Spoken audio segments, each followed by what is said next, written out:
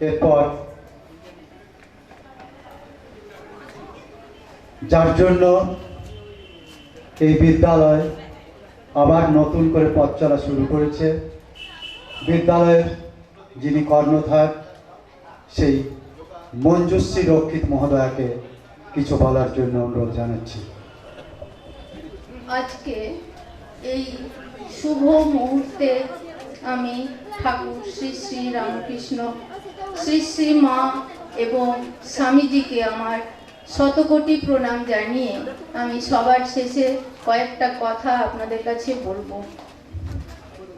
আজকে যার পায়ের ধুলোয় আমাদের এই বিদ্যালয় প্রাঙ্গণ ধন্য হলো, ধন্য হয়েছি আমরা, তিনি হলেন পুরুলিয়া রামকৃষ্ণ মিশনের পরম পূজনীয় স্বামী ভাস্করানন্দজি মহারাজ।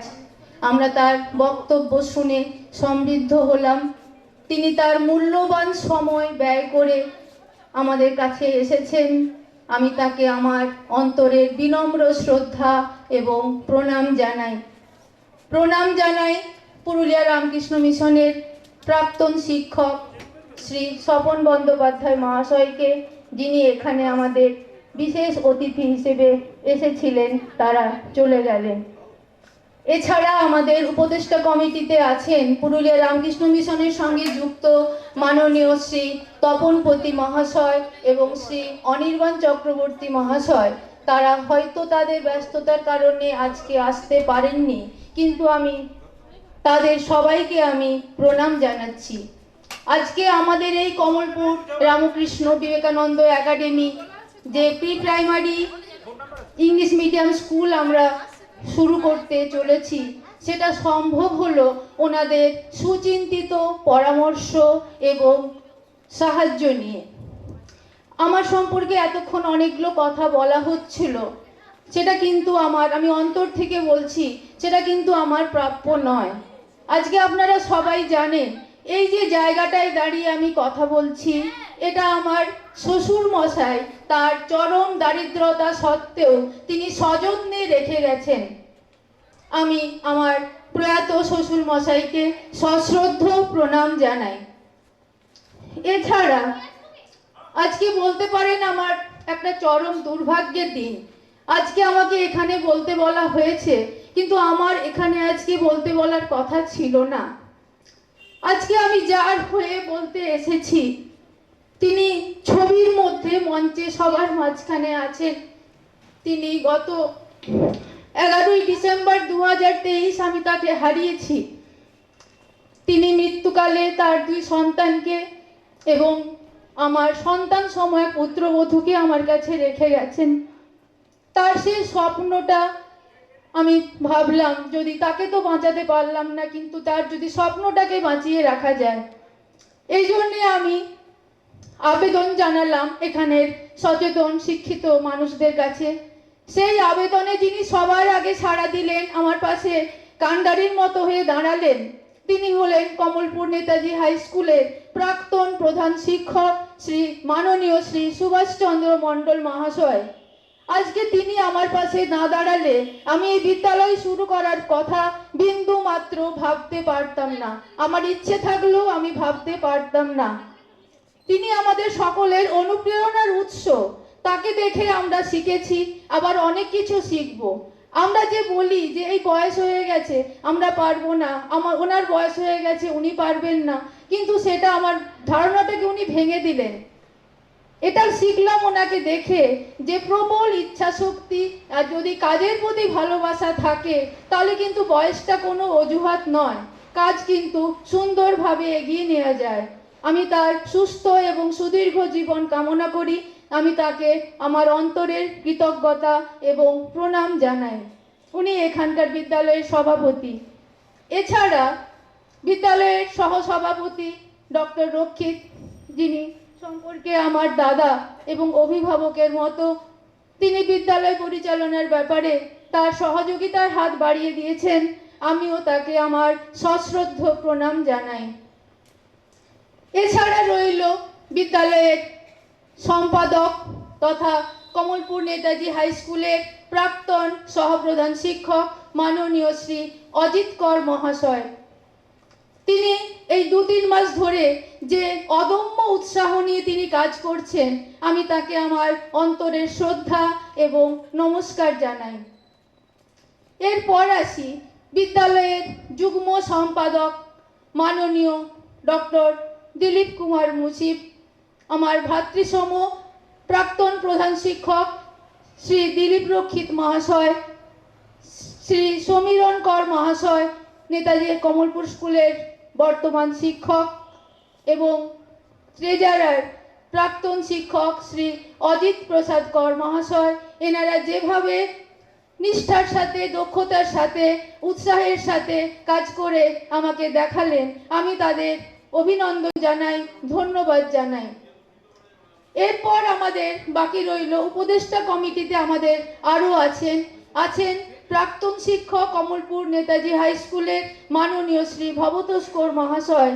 তিনি আজকে এখানে আসতে পারেননি, তিনি বাইরে আছেন।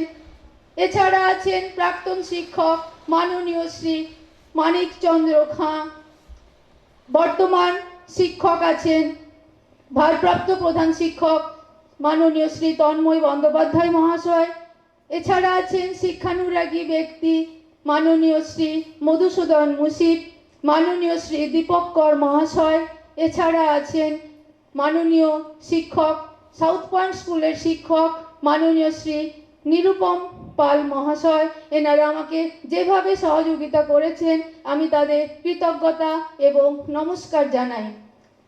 এরপর বাকি রইল, যার কথা না বললেই নয়, আমাদের উপদেষ্টা কমিটির কনিষ্ঠ সদস্য বলতে পারি মাননীয় শ্রী সুমন্ত মণ্ডল।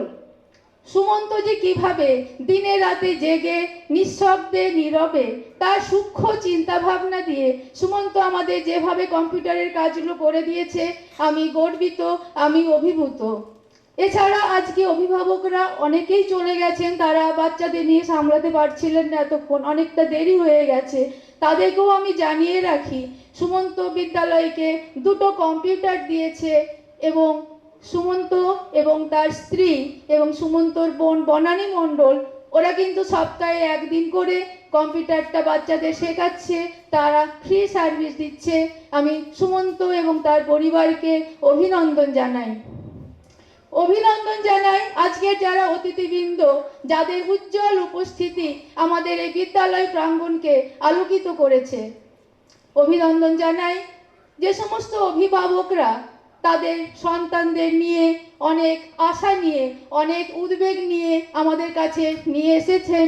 আমি আশা করব আপনাদের সন্তানরা শিক্ষক শিক্ষিকা এবং অভিভাবকদের সম্মিলিত প্রচেষ্টায় যাতে তাদের জীবন সুন্দরভাবে গড়ে ওঠে, সেটাই যেন আমাদের সবার লক্ষ্য হয়। আমাদের শুধুমাত্র লেখাপড়ায় শিক্ষিত করাই বাচ্চাদের একমাত্র উদ্দেশ্য নয়, যাতে বাচ্চারা একজন সত্যিকারের ভালো মানুষ হিসেবে তৈরি হতে পারে, সেটাই যেন আমাদের সবার কাম্য হয়।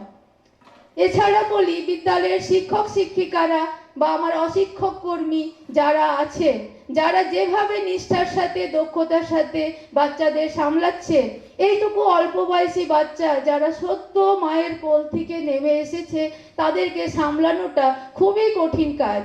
তারা যেভাবে কাজ করে চলেছেন, আমি তাদের ধন্যবাদ এবং কৃতজ্ঞতা জানাই।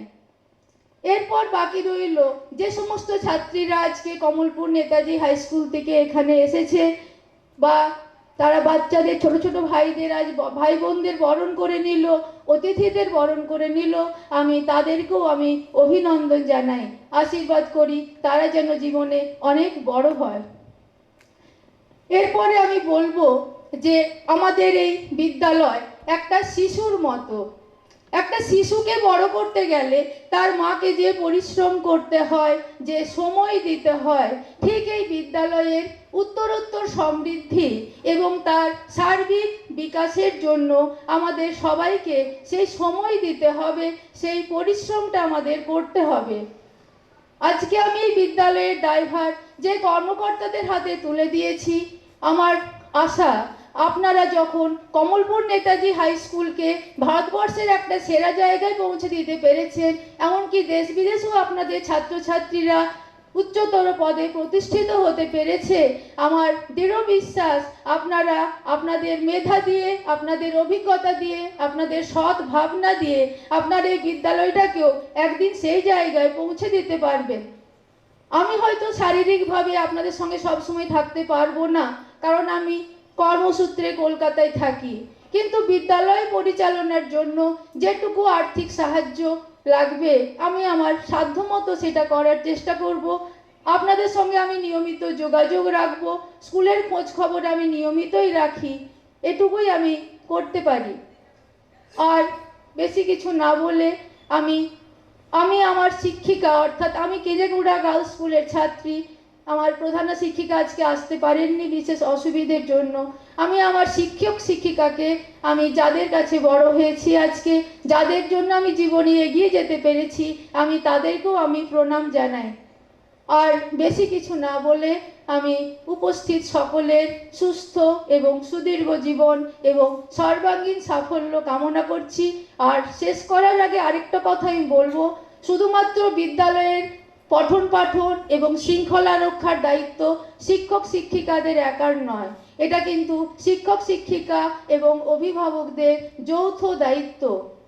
এই বলে আমি সবাইকে ধন্যবাদ এবং অভিনন্দন জানিয়ে আমি আমার বক্তব্য এখানে শেষ করলাম।